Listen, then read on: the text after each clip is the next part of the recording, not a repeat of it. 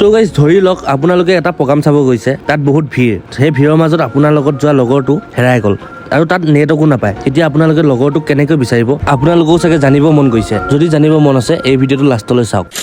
তো গাইজ আজি যাবলৈ ওলালো মোহন আৰু কেৰ প্ৰগ্ৰাম চাবলৈ, যিহেতু আমাৰ ঘৰৰ ওচৰৰ বৰঙাবাৰীতে প্ৰগ্ৰামটো হৈ আছে আৰু সেইবাবে আমি সবিন আৰু অংকু দুইটাকে স্কুটিত উঠাই লৈ আমি তিনিটা হৈ এখন স্কুটিতে আহি গলো। তেনেকৈ আহি বৰঙাবাৰী মতিয়াম বৰা আদৰ্শ মাধ্যমিক বিদ্যালয় পাই গলোহি আৰু ইয়াতে সোণালী জয়ন্তী হৈ আছে। সোণালী জয়ন্তী উপলক্ষে স্কুলখনো ধুনীয়াকে সজাইছে আৰু তাত গৈ দেখো যে মানুহৰ ভিৰ, মানে কে মোহন আহিব যেতিয়া মানুহটো হ'বই। 2 ঘণ্টামান ৰখাৰ পাছতে কে মোহন ষ্টেজত উঠি গ'ল।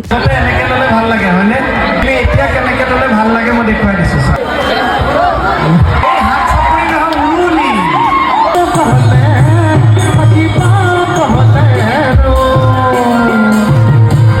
তেনেকৈ প্ৰগ্ৰাম শেষ কৰিয়ে ঘৰলৈ আহো বুলি ওলাইছিলোহে, তেনেতে আমাৰ মোৰ লগত অহা দুইটাও হেৰাই থাকিল। সেইবাবে মই ভাবিলো স্কুটিৰ ওচৰতে ৰৈ দিওঁ আৰু সিহঁতে নিজে আহি পাব আৰু অলপ সময় পাছতে ঠিক তেনেকৈ আহি পালে। আপোনালোকে যদি এনেকুৱা হয় স্কুটি বাইক যদি থাকে ক'ৰবাত থৈ আহে তাৰ ওচৰত ৰখি দিব, ইজিকে লগ পাই যাব।